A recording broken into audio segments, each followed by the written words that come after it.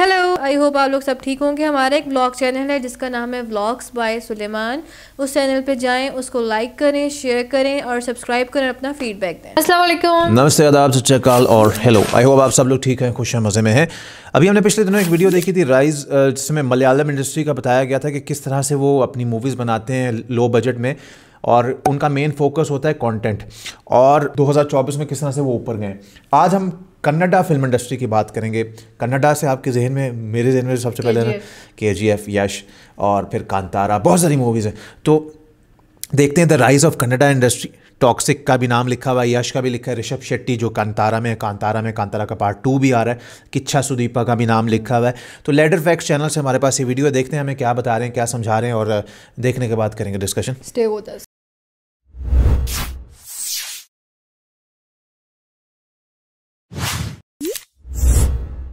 But initially they all started watching it with different opinion. You know, people used to make fun of South films. It was just like, South ka film, you know, some channel pe aa raha hai, and they were like, ye kya action hai, ud raha hai sab. That's how it started. Keep asking, why is the South working? Why is Kantara working so big and things like that?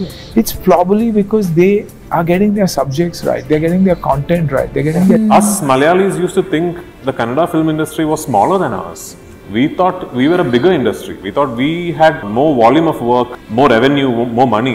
And then this man comes and does this and, you know, suddenly creates this worldwide phenomenon. आज pan India की race में हर industry सबसे आगे रहना चाहती है। जिस race की शुरुआत कभी बाहुबली जैसी तेलुगु फिल्म से हुई थी, उसके बाद साउथ की बहुत ही छोटी सी industry all of a sudden black and white film बनाकर 1215 करोड़ का धुआंधार कलेक्शन करके जाती है और पूरे पैन इंडिया में फेमस हो जाती है। अब तक तो आप समझ ही गए होंगे कि हम सैंडलवुड यानी कन्नड़ा इंडस्ट्री की बात कर रहे हैं। लेकिन क्या आपने कभी सोचा है कन्नड़ा फिल्म इंडस्ट्री जो KGF, कांतारा, 777, चार्ली, बगीरा, रंगी तरंगा और ना जाने कितनी ही ऐसी पावरफुल मूवीज बना के दी है। इस इंडस्ट्री की पहली फिल्म सती सुलोचना 1934 में रिलीज हो गई थी। इवन इंडिया की जो टोटल बॉक्स ऑफिस का 8% कलेक्शन करके देती है। उसी इंडस्ट्री की मूवीज को लार्ज स्केल पे पैन इंडिया पॉपुलैरिटी हासिल करने में 87 इयर्स कैसे लग गए, और ऐसा क्या रीजन था कि नेटफ्लिक्स ने 2023 तक एक भी कन्नड़ा फिल्म को स्ट्रीम नहीं किया। इस इंडस्ट्री में यूनिटी की बात करें तो KGF स्टार यश, अनलाइक बॉलीवुड स्टार्स, कांतारा की सक्सेस से जेलस फील करने के बजाय उसे अपनी ही फिल्म बताकर मीडिया पर्सन राजदीप सरदेसाई की बोलती बंद कर देते हैं। Year of the Kannada film, because even as we speak, Kantara,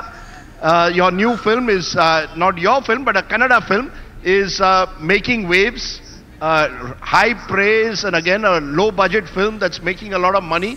Sir, it's also my film, sir. You say it's not my film, but it's my film also. फिर भी कन्नड़ा एक ऐसी फिल्म इंडस्ट्री है जिसके बारे में लोगों ने कहा था कि इस इंडस्ट्री का पैन इंडिया लेवल पे सक्सेसफुल होना नेक्स्ट टू इम्पॉसिबल है। लेकिन फिर कैसे इस इंडस्ट्री ने पैन इंडिया लेवल पे अपनी धाक जमाई और 2022 में इस इंडस्ट्री की फिल्म KGF 2 ने बॉलीवुड के बड़े बड़े रिकॉर्ड्स ब्रेक कर डाले और पूरे इंडिया को बता दिया कि पैन इंडिया वाले गेम में हम भी किसी से कम नहीं। लेकिन 2022 में एक्स्ट्रा ऑर्डिनरी सक्सेस हासिल करने के बाद 2023 में कन्नड़ा इंडस्ट्री के साथ ऐसा क्या हुआ कि कन्नड़ा इंडस्ट्री ने ऐसा खराब टाइम देखा जो उन्होंने पिछले 8-10 साल में कभी नहीं देखा था, और क्यों पिछले कुछ सालों में इस इंडस्ट्री से एक भी पैन इंडिया हिट फिल्म नहीं आ पाई। तो आज डिटेल में बात करेंगे इन सारी चीजों के बारे में और आपको कन्नड़ा फिल्म इंडस्ट्री के स्ट्रगल से सक्सेस तक की पूरी स्टोरी बताएंगे। तो KGF के खदानों में 90 घंटे काम कर रहे मजदूरों को लेने देते हैं थोड़ा सा आराम। तब तक आप वीडियो को लाइक कर दो, फिर चाहे आप दिल्ली से हो, BC या फिर घर है आपका आसाम।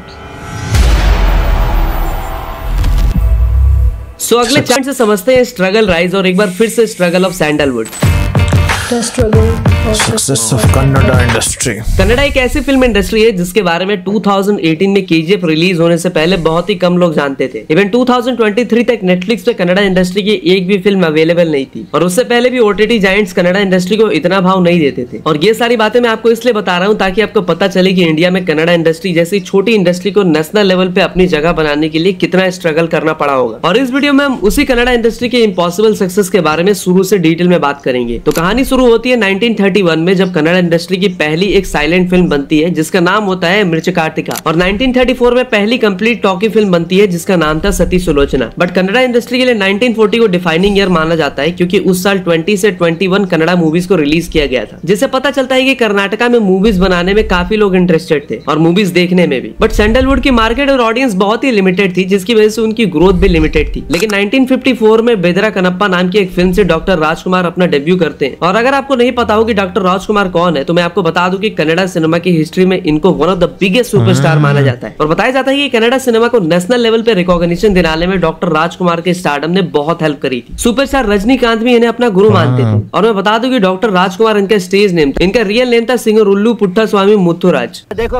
नाम बताते बताते गोवा पहुंच जाएगा। तो डॉक्टर राजकुमार का स्टारडम किस लेवल का था उसका अंदाजा आप इसी बात से लगा सकते हो कि इनके 5000 फैन एसोसिएशन वर्ल्ड वाइड उस टाइम पे थे और कर्नाटका में महात्मा गांधी के बाद अगर किसी की सबसे ज्यादा स्टैच्यू है तो वो डॉक्टर राजकुमार ही है। इनके लगभग 58 स्टैच्यूज है। अब देखो डॉक्टर राजकुमार के आने के बाद कन्नड़ा इंडस्ट्री पहले के कंपैरिजन में ज्यादा ग्रोथ करने लगी थी। 1960s और 70s के टाइम बहुत लोग कन्नड़ा इंडस्ट्री का गोल्डन ईयर भी मानते हैं। 1964 ही वो ईयर था जब पहली कलर्ड कन्नड़ा फिल्म अमरा शिल्पी जनकचारी को रिलीज किया गया था। अब देखो कन्नड़ा इंडस्ट्री ग्रो तो कर रही थी बट एक स्टेट लेवल पे ग्रो कर रही थी और कन्नड़ा इंडस्ट्री का जो ग्रोथ रेट था वो तमिल तेलुगु इंडस्ट्री के कंपैरिजन में बहुत ही स्लो था। और ग्रोथ रेट स्लो होने का मतलब ये नहीं है कि मूवीज अच्छी नहीं बना पाते थे, मूवीज वो बहुत अच्छी बनाते थे और अच्छी मूवीज बनाने के साथ साथ उन्होंने काफी एक्सपेरिमेंटल सिनेमा भी बनाया था। लाइक 1987 में रिलीज हुई कन्नड़ा फिल्म ओनुडू मुथिना कथे इंडिया की पहली ऐसी फिल्म थी जिसके लिए अंडर वाटर फिल्मिंग की गई थी। इस फिल्म पर उस टाइम के अकॉर्डिंग मोटा पैसा लगाया गया था और इस वेंचर्ड फिल्म ने अपने बजट से 3 टाइम्स का रिटर्न बना के भी दिया था। और नगर हबू एक ऐसी कन्नड़ा फिल्म थी जिसके अंदर इंडिया में पहली बार स्लो मोशन शॉट्स हमें देखने को मिले थे और इदु सादिया एक ऐसी कन्नड़ा फिल्म थी जिसको शूट करने में बस 36 आवर लगे थे। और यही नहीं, इवन बहुत से कन्नड़ा मूवीज तो बाकी इंडस्ट्रीज ने रीमेक भी किया था। लाइक डॉक्टर राजकुमार की फिल्म अनुरागा अरिलितु, इस फिल्म को 6 इंडियन लैंग्वेजेस में रीमेक किया गया था। हिंदी में इस फिल्म को लाडना नाम से रीमेक किया गया था जिसमें अपने अनिल कपूर लीड रोल में थे। और कन्नड़ा इंडस्ट्री में और भी ऐसी मूवीज बनी जिसको अलग अलग इंडस्ट्री ने रीमेक किया। Like Om Jogi, Lucia, Mungaru Male and many more. अब देखो कन्नड़ा इंडस्ट्री में टैलेंटेड लोग भी थे और टैलेंटेड लोग थे इसलिए कंटेंट भी पावरफुल बना रहे थे, लेकिन फिर भी कन्नड़ा इंडस्ट्री को नेशनल लेवल पे पॉपुलर होने में 87 इयर्स लग गए। इतने टाइम लगने के पीछे के 3 मेजर रीजन थे। पहला कन्नड़ा स्टार्स की लिमिटेड थिंकिंग, और मैं ऐसा इसलिए बोल रहा हूँ क्योंकि बहुत टाइम तक कन्नड़ा स्टार्स कर्नाटका से बाहर जाके मूवीज नहीं किया करते। अगर वो बाहर जाते, बॉलीवुड जैसी बड़ी इंडस्ट्री में काम करते तो उनको तो पॉपुलैरिटी मिलती ही, साथ ही साथ कन्नड़ा सिनेमा भी पॉपुलर होता।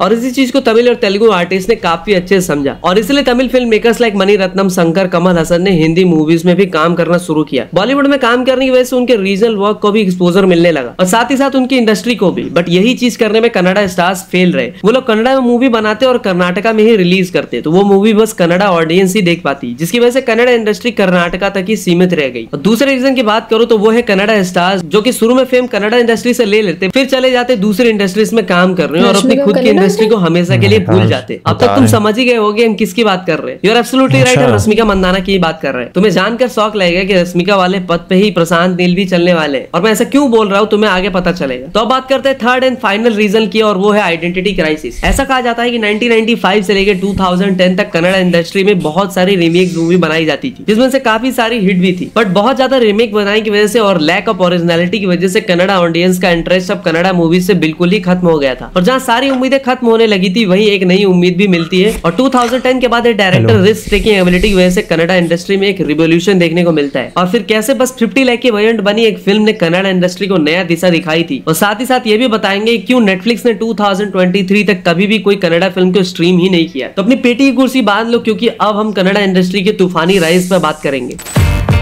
KGF। ओके, तो अगर कन्नड़ा इंडस्ट्री के राइज की अगर बात करें तो बहुत से लोगों ने ऑलरेडी एज्यूम कर लिया होगा कि कन्नड़ा इंडस्ट्री की सक्सेस का पूरा क्रेडिट KGF और कांतारा को जाएगा। बट ये कहानी उतनी सिंपल नहीं है जितनी हमें लगती है। इस कहानी को समझने के लिए भी हमें 10-12 साल पीछे जाना पड़ेगा। तो बात है 2010 की। तो 2010 के बाद कन्नड़ा इंडस्ट्री में हमें काफी सारे चेंजेस देखने को मिले। अब new age directors like Prashanth Neel, Rishabh Shetty और पवन कुमार अपनी नई सोच और विजन के साथ इंडस्ट्री को आगे लेके जाना चाहते थे और इसलिए उन्होंने थोड़ा हटके और यूनिक मूवीज पे काम करना शुरू किया। और वो यूनिक कंटेंट ओरिएंटेड मूवीज की शुरुआत का क्रेडिट कन्नड़ा डायरेक्टर पवन कुमार को दिया जाता है क्योंकि इनकी फिल्म लूसिया कन्नड़ा इंडस्ट्री के लिए एक ट्रेंड सेटर थी। इस मूवी के सक्सेस के बाद बहुत से कन्नड़ा डायरेक्टर्स ने रिस्क लेना शुरू किया और unique and culturally rooted movies बनानी भी शुरू की। Like Ulidavaru, Kandante, Thithi, Rangi Taranga and many more. But Kannada industry में ऐसी मूवीज बनाने में भी एक अलग स्ट्रगल है। एग्जाम्पल के लिए लूसिया जो एक ट्रेंड सेटर फिल्म थी, बट इस फिल्म की ओरिजिनल स्टोरी को देख के प्रोड्यूसर्स ने कहा था कि ये फिल्म तो नहीं चलने वाली और अगर तुम चाहते हो कि ये फिल्म प्रोड्यूस करे तो तुम्हें इसमें कुछ चेंजेस करने पड़ेंगे। बट पवन कुमार ने अपनी स्क्रिप्ट के साथ कोई भी कॉम्प्रोमाइज नहीं किया और इसीलिए इस फिल्म को प्रोड्यूस करने के लिए उन्हें क्राउड फंड का सहारा लेना पड़ा। 50 लाख की बजट बनी इस फिल्म ने 3 करोड़ का बिजनेस किया और कन्नड़ा फिल्म इंडस्ट्री को एक नई दिशा भी दिखाई। बट स्टिल कन्नड़ा इंडस्ट्री को वो एक्सपोजर नहीं मिल पा रहा था क्योंकि नेटफ्लिक्स जैसे बड़े ओटीटी जायंट्स कन्नड़ा मूवीज में इंटरेस्ट ही नहीं दिखा रहे थे। इवन नेटफ्लिक्स ने 2023 तक एक भी कन्नड़ा फिल्म के ओटीटी राइट्स नहीं लिए थे और जो बाकी ओटीटी प्लेटफॉर्म से उन पर मूवीज को रिलीज करके कुछ खास बेनिफिट नहीं हुआ था। और आपके दिमाग में एक क्वेश्चन जरूर आना चाहिए कि नेटफ्लिक्स को कन्नड़ा इंडस्ट्री से क्या प्रॉब्लम थी, तो उसके बारे में आपको आगे बताएंगे।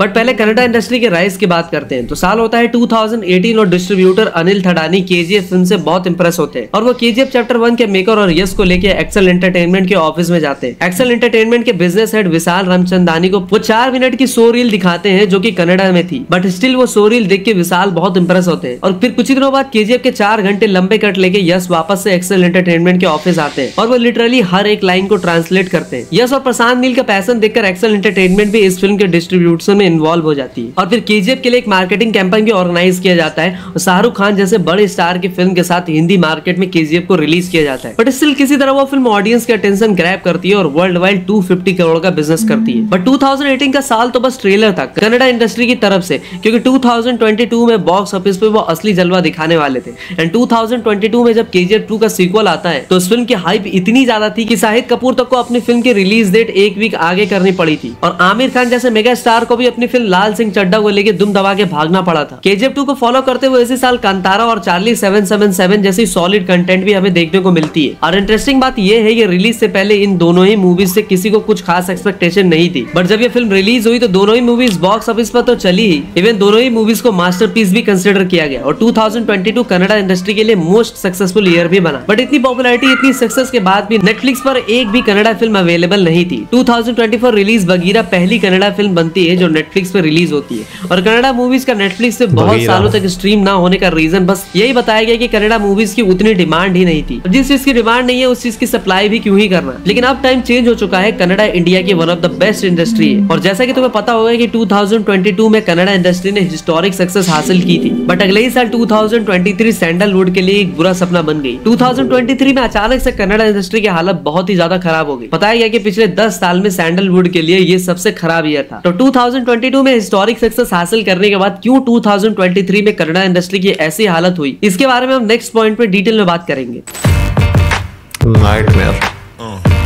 के आने के बाद 2022 जहां कन्नड़ा इंडस्ट्री के लिए ड्रीम ईयर रहा, टोटल इंडिया बॉक्स ऑफिस में भी उस साल कन्नड़ा इंडस्ट्री का 8% का कंट्रीब्यूशन रहा और इस ईयर सैंडलवुड का टोटल फुटफॉल भी 8.1 करोड़ का रहा। बट अगले ही साल 2023 में कन्नड़ा इंडस्ट्री को जो झटका लगा जब उनका बॉक्स ऑफिस कंट्रीब्यूशन 8% से गिर के 2% पे आ गया। भाई ये तो शुरू होते खत्म हो गया यार। और अगर हम डेटा उठा के देखें तो 2023 कन्नड़ा इंडस्ट्री के लिए पिछले 8-10 साल में सबसे वर्स्ट ईयर साबित हुआ। लेकिन यहाँ पे सबसे ज्यादा शॉकिंग बात पता है क्या है? 2022 में Kannada industry pan India level पर काफी पॉपुलर हो गई थी और उसके बाद 2023 में इतनी खराब परफॉर्मेंस देना अनएक्सपेक्टेड था। और ऐसा भी नहीं था कि उस साल कन्नड़ा इंडस्ट्री ने अच्छी फिल्में नहीं बनाई थी। कुछ मूवीज थी जो काफी अच्छी थी, लाइक तड़समा तड़भवा, डेयर डेविल, मुस्तफा, सप्ता सागर दच्चे, एल्लो। बट इनमें से कोई भी फिल्म अपने स्टेट के बाहर कुछ खास कमाल नहीं कर पाई थी। बट सप्ता सागर दच्चे, एल्लो, काटेरा इनको लोगों ने कर्नाटका स्टेट के बाहर भी काफी पसंद किया था, लेकिन ओटीटी पे आने के बाद। और अब क्वेश्चन ये आता है कि 2022 के बाद 2023 में कन्नड़ा इंडस्ट्री ने ऐसी क्या गलतियां की क्योंकि यह हालत हो गई? तो मेरे अकॉर्डिंग कन्नड़ा इंडस्ट्री ने खुद को अच्छे से मार्केट ही नहीं किया, ना ही खुद की एक यूनिक आइडेंटिटी बना पाई। लाइक तेलुगु सिनेमा जो जाना जाता है बिग स्केल एंटरटेनर्स बनाने के लिए, और तमिल सिनेमा को सोशल इश्यूज पर मूवीज बनाने के लिए, और मलयालम सिनेमा को यूनिक कंटेंट ओरिएंटेड सिनेमा बनाने के लिए। और अगर मैं आपसे पूछूं कि कन्नड़ा इंडस्ट्री की क्या पहचान है, उनको किस टाइप की मूवीज बनाने के लिए जाना जाता है, सो आई एम डैम श्योर कि जैसा मेरा माइंड वाइवा देते टाइम ब्लैंक हो जाता है, वैसे ये क्वेश्चन सुन के तुम्हारा माइंड भी ब्लैंक हो गया होगा। और इंडिया में एक फिल्म इंडस्ट्री को अपनी यूनिक आइडेंटिटी बनाना जरूरी है ताकि लोग उन्हें उस पर्टिकुलर क्वालिटी के लिए रिकॉग्नाइज करें। और अगर ऐसा होता है तो कन्नड़ा इंडस्ट्री की परफॉर्मेंस बहुत बेहतर हो जाएगी। दूसरी प्रॉब्लम ये है कि कन्नड़ा इंडस्ट्री में बहुत से ऐसे लोग हैं जो सेफ खेलना चाहते हैं और एक हिट फॉर्मूला पे मूवीज बना के पैसे छापना चाहते हैं। इस चीज का प्राइम एग्जांपल है कब्जा, जिसको केजीएफ की सस्ती कॉपी में बताया गया था। केजीएफ 2 की एक्स्ट्राऑर्डिनरी सक्सेस के बाद लोगों का उस फॉर्मूले का अपने फायदे के लिए यूज करना अनएक्सपेक्टेड था। और अगर आगे भी यही सेम गलतियां हुई तो चांसेस है कि कन्नड़ा इंडस्ट्री ने जो ट्रस्ट बिल्ड किया है वो ट्रस्ट धीरे धीरे खत्म हो जाएगा। और अब तक हमने कन्नड़ा इंडस्ट्री के पास्ट और प्रेजेंट से काफी डिटेल में बात कर ली है, तो आप कन्नड़ा इंडस्ट्री के फ्यूचर पर बात करते हैं। और मुझे कन्नड़ा इंडस्ट्री के फ्यूचर पर बात करने में थोड़ा डर लग रहा है, क्योंकि कन्नड़ा इंडस्ट्री का फ्यूचर भी दो एस्पेक्ट है, फर्स्ट पॉजिटिव एंड दूसरा नेगेटिव। पॉजिटिव एस्पेक्ट सुन के शायद कन्नड़ा सिनेमा के फैंस को ऑर्गेज़म आ जाए, और नेगेटिव एस्पेक्ट सुन के शायद वही कन्नड़ा फैंस बोले चीटिंग करता है तू। यार, ये तो अभी आया था द नाइट में। तो देखो कन्नड़ा इंडस्ट्री में मेरी तरह काफी टैलेंटेड लोग हैं, जैसे कि Rishab Shetty, Rakshit Shetty, Yash Prashanth, Neel Kichcha, Sudeep, Upendra and many more. और इन सब में पोटेंशियल है इस इंडस्ट्री को बहुत आगे ले जाने की। और 2025 में तो कन्नड़ा इंडस्ट्री की 2 बिग मूवीज भी रिलीज होने वाली है, पहली कांतारा चैप्टर 1 एंड टॉक्सिक। तो चांसेस है कि 2025 कन्नड़ा इंडस्ट्री के लिए 2022 से बेहतर साबित हो सके, बट उस सक्सेस के लेवल को मेंटेन करना कन्नड़ा इंडस्ट्री के लिए नेक्स्ट टू इम्पॉसिबल हो रहा है, क्योंकि एक साल जहां उनकी फिल्में एसआरके की मूवीज की तरह रिकॉर्ड बिजनेस करती है, तो अगले ही साल उनकी हालत हमारे अक्षय कुमार जैसी हो जाती है, जिन्हें पोटेंशियल तो बहुत है बट फिर भी बिग हिट्स नहीं दे पा रहे। लेकिन कन्नड़ा इंडस्ट्री को 2022 वाली सक्सेस लेवल को मेंटेन अगर करना है तो उनके जो बड़े स्टार्स है लाइक यश, ऋषभ शेट्टी, रक्षित शेट्टी या किच्चा सुदीप, उनको हर साल एटलीस्ट अपनी एक फिल्म तो रिलीज करनी ही चाहिए। और अगर इस फिल्म इंडस्ट्री के बाद stars consistently pan India movies release करते हैं तो इस इंडस्ट्री के सक्सेस का लेवल हर साल मेंटेन रहेगा। बट कन्नड़ा इंडस्ट्री में एक ऐसी बड़ी प्रॉब्लम है, अगर वो प्रॉब्लम आगे भी रही तो इस इंडस्ट्री का फ्यूचर अंधेरे में चला जाएगा। और उस प्रॉब्लम पर बात करने से पहले तुम्हें प्रशांत नील की ये स्टेटमेंट दिखाता हूँ। ಆನೆಸ್ಟ್ ಪ್ರಶ್ನೆ ಕೇಳ್ತಾ ಇದ್ದೀನಿ, ಮುಂದಿನ ಸಿನಿಮಾ ಪ್ರಶಾಂತ್ ಅವರು ತೆಲುಗು ಸಿನಿಮಾ ಮಾಡ್ತಿದ್ದಾರೆ ಅಂದ ತಕ್ಷಣ ಕೆಲವರು ತುಂಬಾ ಇಷ್ಟಪಟ್ಟಿರೋದು ಇದೆ, ಇಂಡಸ್ಟ್ರಿಯಲ್ಲಿ ಯಾಕೆ ಅಲ್ಲಿ ಹೋಗ್ತಿದ್ದಾರೆ ಅಂತ ಹೇಳಿದ್ದು ಇದೆ. ನಿಮ್ ಪ್ರಕಾರ ಅದು ಎಷ್ಟು ಸರಿ ಎಷ್ಟು ತಪ್ಪು? ಅದು ಇವಾಗ ನಾನು KGF ದೊಡ್ಡ ಸಿನಿಮಾ ಆಗದೆ ಇದ್ದಿದ್ರೆ ನನಗೆ ಕೇಳೋರು ಯಾರು ಇರ್ತಾ ಇರಲಿಲ್ಲ, ಆ ಪ್ರಶ್ನೆ ಯಾರು ಕೇಳ್ತಿರ್ಲಿಲ್ಲ. KGF has become pride for Kannadigas. ಅದು ನನ್ನ ಇಂಟೆನ್ಷನ್ ಇರಲಿಲ್ಲ, ಸಿನಿಮಾ ಇಂಡಸ್ಟ್ರಿನೇ ಮುಂದಕ್ಕೆ ತಗೊಂಡು ಹೋಗ್ತೀನಿ ಮಾಡ್ತೀನಿ ಈ ಥರದ್ದು ಇರಲಿಲ್ಲ. ಅದು ಒಂದು ಹೆಮ್ಮೆ ಆಗುತ್ತೆ ಅಂತ ನನಗೂ ಗೊತ್ತಿಲ್ಲ. ಇವಾಗೆಲ್ಲೋ people start thinking that that I agree that Kannada industry has given me that name, but I am here from the beginning for business. ನಾನು ಎಲ್ಲೋ ಅದನ್ನ ಮರೆಯೋಕ್ಕಾಗಲ್ವಲ್ಲ, how can I forget that? And it's not that Kannada Telugu ಇಂಡಸ್ಟ್ರಿನಲ್ಲಿ ಜಾಸ್ತಿ ದುಡ್ಡು ಕೊಡ್ತಾರೆ ಹೋಗ್ಬಿಟ್ಟು ಒಂದು ಸಿನಿಮಾ ಮಾಡಬೇಕು ಅಂತಲ್ಲ. I like their relationships, they have approached me the way they have approached me. I don't think you should equate that with Kannada industry bit hogutta noda hesaru ಮಾಡಿದ ತಕ್ಷಣ ಓಡೋದಾ.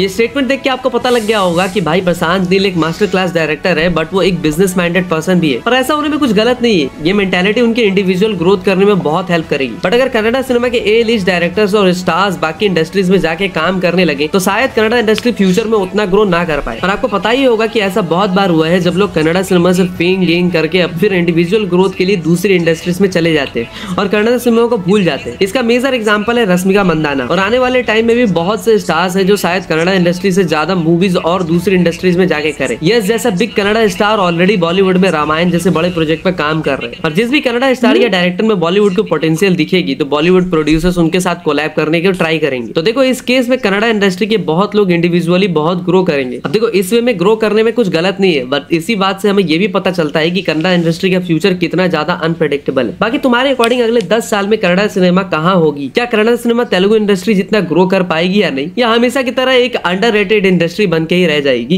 अपने राय और विचारों को कमेंट सेक्शन के गलियों तक पहुंचाएं। तो मिलते बहुत गहरा और लंबा टॉपिक है, लेकिन एंड में इन्होंने जो बात की ना कि अभी कन्नड़ा इंडस्ट्री आई ऊपर 2018 से, नो डाउट KGF फिर कांतारा, लेकिन वो कह रहे हैं कि अब यश बॉलीवुड में काम कर रहे हैं और जो यश की आ रही है बॉलीवुड में, हाँ प्रशांत नील जो डायरेक्टर हैं KGF के, उनको अप्रोच किया गया तेलुगु मूवी डायरेक्ट करने के लिए। तो वो कह रहे हैं ये लेडर फैक्ट्स वाले के उनको अभी कुछ साल अपनी इंडस्ट्री में ही काम करना चाहिए ताकि वो एक मकाम तक पहुंच जाए। अच्छा मुझे तो आज पता चला रश्मिका भी कन्नड़ा से हाँ है। वो कह रहे हैं जैसा रश्मिका चलेगी ना कन्नड़ा फिल्म इंडस्ट्री से बॉलीवुड की तरफ, इस तरह बाकी भी जाना चाहेंगे तो फिर इंडस्ट्री कहाँ रह जाएगी। फिर उन्होंने बताया 2025 इसलिए अच्छा हो सकता है, इसमें 2 मूवीज आ रही हैं, टॉक्सिक आ रही है और कांतारा पार्ट चैप्टर 1। तो मेरा ख्याल ये कांतारा थी ना, अगली का नाम चैप्टर 1 रखा गया, 2 होता है वैसे, चैप्टर 1 रखा गया। तो मेरा ये ख्याल यही है कि अगर इसी तरह हर साल मूवीज़ आती रहें किसी 1-2 बड़े स्टार्स की, ऋषभ शेट्टी हो गए, रक्षित शेट्टी हो गए, या किच्चा सुदीप हो गए, यश की, तो फिर कन्नड़ा इंडस्ट्री एक बनाती रहेगी। तो उसको थोड़ा टाइम लगेगा, उसने अपना नाम तो बना लिया, लेकिन स्टार्स को इसलिए अप्रोच किया जा रहा है, डायरेक्टर्स को, क्योंकि उन्होंने अपना एक नाम बना लिया और पैन इंडिया नाम बना लिया और सभी उनको जानते हैं, तो बॉलीवुड से उनको अप्रोच किया जा रहा है। हाँ, और प्रशांत नील भी ये कहते हैं जब मुझे अप्रोच किया जा रहा है, मैं बिजनेस के लिए यहाँ पर मौजूद हूँ और वो इतने अच्छे तरीके से मुझे अप्रोच कर रहे हैं तो मैं कैसे ना कर सकता हूँ, मैं ग्रो करना चाहता हूँ। हाँ, लेकिन इनका कहना यही है कि अपनी इंडस्ट्री को पहले रखें, उस पर काम करें, उसका एक नाम बना लें, फिर आगे जाएं। लेकिन कन्नड़ा इंडस्ट्री जो है ना, मतलब जिस तरह से ये गई है ऊपर 2018 से लेकर, तो वो चीज़ जो है ना लाजवाब है। और टॉक्सिक का इंतज़ार है अभी सबको। सिर्फ बर्थडे पीक आया था तो उसने धूम मचा दी थी। देखते हैं टॉक्सिक मूवी कैसी रहेगी। हमें तो यश को देखने का वो KGF वाला लुक, फिर कांतारा चैप्टर 1 का बड़ा ही एक चार्म है, फिर सालार 2 आनी है, बहुत सारी मूवीज़ आनी है, तो उसके लिए लुकिंग फॉरवर्ड। बाकी आप बताएं आपके क्या ख्यालात हैं, रिएक्शन अगर अच्छा लगा तो डू लाइक शेयर और सब्सक्राइब, और हमारे ब्लॉग चैनल जाइए, लाइक शेयर और सब्सक्राइब कर लो। इंस्टाग्राम पे फॉलो कर लें लेटेस्ट फोटो स्टोरीज और अपडेट्स के लिए। इसी तरह हम आपके लिए लाएंगे नए और डिफरेंट रिएक्शंस डेली। तब तक के लिए अपना ढेर सारा ख्याल रखें।